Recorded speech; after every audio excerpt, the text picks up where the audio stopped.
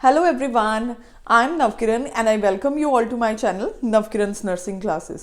Friends, आज की ये वीडियो हिंदी में होगी क्योंकि मैं इंडियन नर्सेज को आज एक बहुत इंपॉर्टेंट इन्फॉर्मेशन जो है वो बताना चाहती हूँ because from so many days I'm getting a lot of inquiries regarding the new rule which has been passed by Ontario, College of Nurses of Ontario for nurses, and today I'm going to discuss कि ये rule जो है वो किन लोगों के लिए beneficial होगा. तो let us start today's video. तो इससे पहले कि आज की वीडियो हम स्टार्ट करें, I just want to request you all, if you are watching my channel that's Navkiran's nursing classes for the first time, kindly subscribe my channel. By subscribing you will get notification of all the upcoming videos.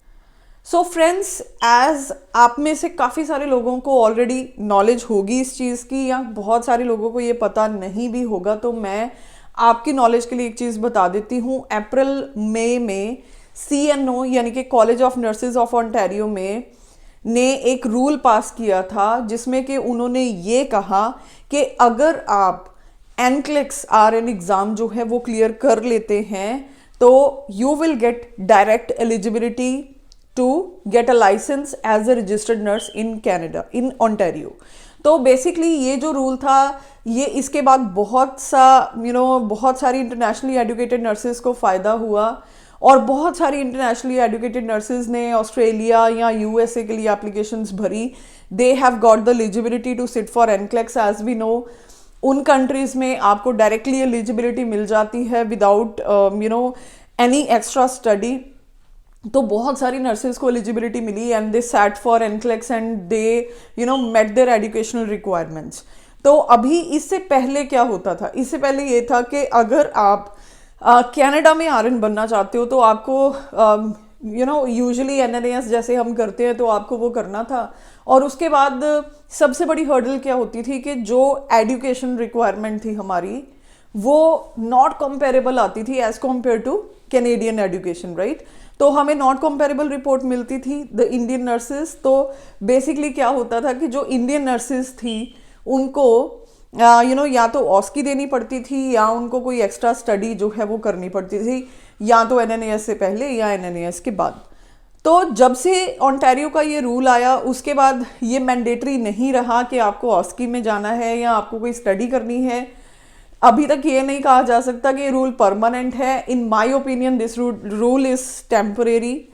तो basically जहाँ से मतलब ये लगता है कि Covid की situation की वजह से, शायद लैक ऑफ नर्सेज की वजह से ऐसा रूल जो है वो लेके आया गया.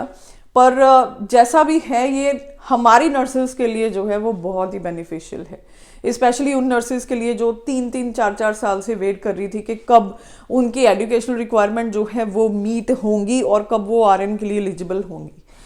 तो फ्रेंड्स, इस चीज़ को ना थोड़ा सा आज मैं आपको समझाती हूँ कि किस तरह से ये काम और किन कैंडिडेट्स के लिए काम करता है. क्योंकि थोड़े दिन पहले मैं एक अपॉइंटमेंट ले रही थी और उसमें मुझे कैंडिडेट ने बताया कि जो लोग इवन स्टडी वीज़ा पे आ रहे हैं या ऑलरेडी नर्सिंग स्टडीज़ कर रहे हैं वो भी मतलब उनमें एक रश पड़ा हुआ है कि फटाफट USA का NCLEX दे दो एंड बस आपको एलिजिबिलिटी मिल जाएगी. ऐसा नहीं है. ओके, तो यहाँ पे आज हम डिस्कस करेंगे कि कौन से ऐसी कैंडिडेट्स हैं जिनको के इस रूल के थ्रू सबसे ज़्यादा बेनिफिट है.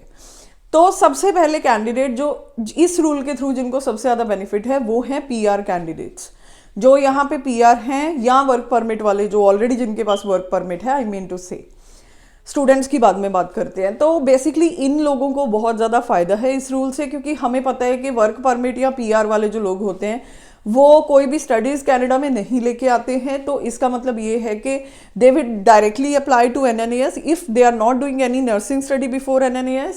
And in this way NNAS जो इनकी रिपोर्ट देगा वो नॉट कंपेरेबल देगा, क्योंकि जो इनकी क्वालिफिकेशन होती है वो इंडियन क्वालिफिकेशन होती है. BSc नर्सिंग या MSc नर्सिंग डजंट मैटर. लेकिन NNAS के हिसाब से हमारी इंडियन एजुकेशन जो है वो कैनेडियन एजुकेशन के इक्वलेंट नहीं है. तो इन लोगों का पहले क्या होता था, नॉट कंपेरेबल रिपोर्ट आती थी. अब भी नॉट कंपेरेबल रिपोर्ट ही आती है. लेकिन इस रूल के बाद क्या हो रहा है, अगर आप USA का भर देते हो एलिजिबिलिटी के लिए, या आप ऑस्ट्रेलिया की एप्लीकेशन भर देते हो, उसके बाद आपको NCLEX की एलिजिबिलिटी मिलती है तो आप डायरेक्टली NCLEX के लिए बैठो तो एनक्लेक्स का एग्ज़ाम आप कनाडा में दे सकते हैं और इस एग्ज़ाम को क्लियर करने के बाद जो एजुकेशनल रिक्वायरमेंट पहले अनमेट रहती थी हमारी नर्सेज की, वो अब मेट हो जाएंगी। मतलब जो आपकी इंडियन नर्सिंग एजुकेशन है that will become equivalent to Canadian nursing education according to CNO, right. तो आप एनक्लेक्स क्रैक कर लेते हैं, उसके बाद आप डायरेक्टली RN के लिए एलिजिबल हो जाएंगे। लेकिन यहाँ पे ना एक चीज बड़ी कंफ्यूजिंग है जो मतलब मेरे कैंडिडेट्स को बहुत ज्यादा कंफ्यूज करती है और इसके रिलेटेड न्यूमरस क्वेश्चंस मुझसे रोज पूछे जाते हैं। तो बेसिकली क्या होता है, लोगों को ज्यादातर ये नहीं पता है, ऑब्वियसली जब तक आपने अपनी NNAS या CNO एप्लीकेशन स्टार्ट नहीं करी तो आपको नहीं पता होगा, लेकिन ओंटारियो में लाइसेंस लेने के लिए 8 रिक्वायरमेंट्स हैं, ठीक है। तो इनमें से आपकी नर्सिंग एजुकेशन है, इनमें से आपका रजिस्ट्रेशन एग्जाम है, ज्यूरिस्प्रूडेंस एग्जाम है, लैंग्वेज प्रोफिशिएंसी है, आपका वर्क परमिट है, एविडेंस ऑफ प्रैक्टिस है, फिर उसके अलावा आपका क्रिमिनल बैकग्राउंड चेक है और भी 1-2 रिक्वायरमेंट्स हैं। तो बेसिकली फ्रेंड्स आपको ये सारी रिक्वायरमेंट्स पूरी करनी होती है in order to get license. अब जो भी मेरे काफ़ी सारे कॉन्टैक्ट में कैंडिडेट्स हैं, कई बार मैं सुनती हूँ कि इंडिया में बहुत सारे इंस्टीट्यूट्स हैं जो ये बोल रहे हैं कि आप अभी USA का एनक्लेक्स कर लो, आपको डायरेक्टली कनाडा का लाइसेंस मिल जाएगा। ऐसा नहीं है, प्लीज़। ये ही मिथ को बस करने के लिए मैंने आज की वीडियो बनाई है। देखिए, यहाँ पे लाइसेंस लेने के लिए सबसे बड़ी चीज़ जो आपके पास होनी चाहिए वो होना चाहिए valid work permit in Canada. तो आपके पास कनाडा में काम करने का वैलिड वर्क परमिट होना चाहिए और वो आपके पास तब तक नहीं हो सकता जब तक आप कनाडा में नहीं हो, राइट। तो आपको एक बारी तो कनाडा में होना ही पड़ेगा अगर आपको लाइसेंस लेना है। कई लोगों ने वीजा भी स्टार्ट नहीं करा होता है and they are just filling up USA application के, पता नहीं हमें सिर्फ USA का एनक्लेक्स देके और कनाडा का हमें लाइसेंस मिल जाएगा, विच इज टोटली रॉन्ग। ऐसा कुछ भी नहीं है। आपको USA का एनक्लेक्स करने से सिर्फ आपकी एजुकेशनल रिक्वायरमेंट्स और रजिस्ट्रेशन एग्जाम की रिक्वायरमेंट्स मीट होंगी। Still you are pending with the language proficiency, still you are pending with the work permit, जो कि सबसे बड़ी बात है।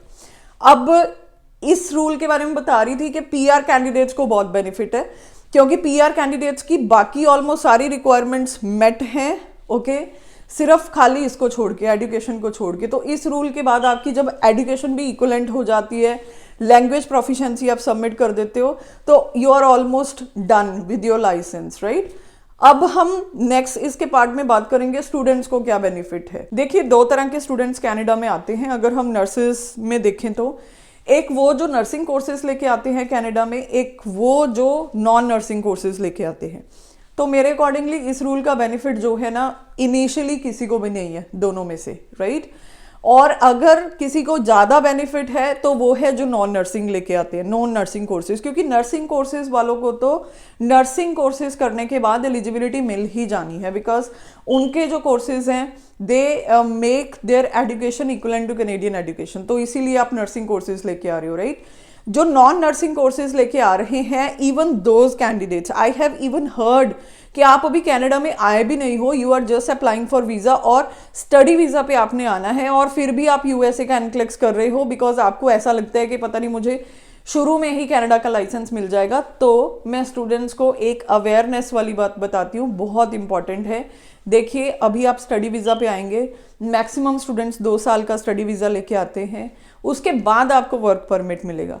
आप आज की डेट में USA एनक्लेक्स कर लेते हो, ठीक है, आप कर लेते हो, लेकिन इससे सिर्फ आपकी एजुकेशनल रिक्वायरमेंट्स मीट होंगी, आपकी रजिस्ट्रेशन एग्जाम रिक्वायरमेंट्स मीट होंगी, वो भी तब अगर आपने ऑलरेडी अपना NNAS कर लिया है, ऑलरेडी आपने अपना एप्लीकेशन जो है CNO पूल में डाली हुई है, देन आपको इस चीज़ का बेनिफिट है।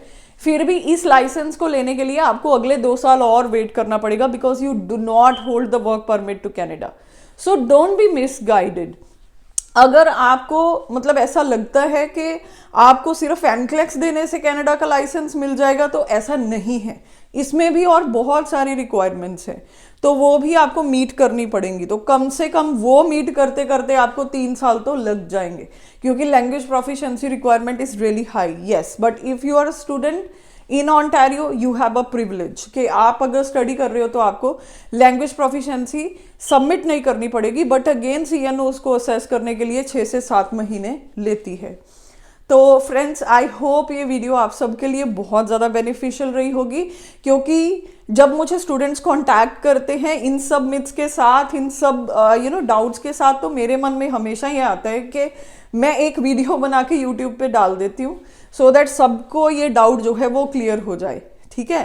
एंड आई होप ये वीडियो आप अपने फ्रेंड्स के साथ भी शेयर करोगे who are in the similar doubts, right.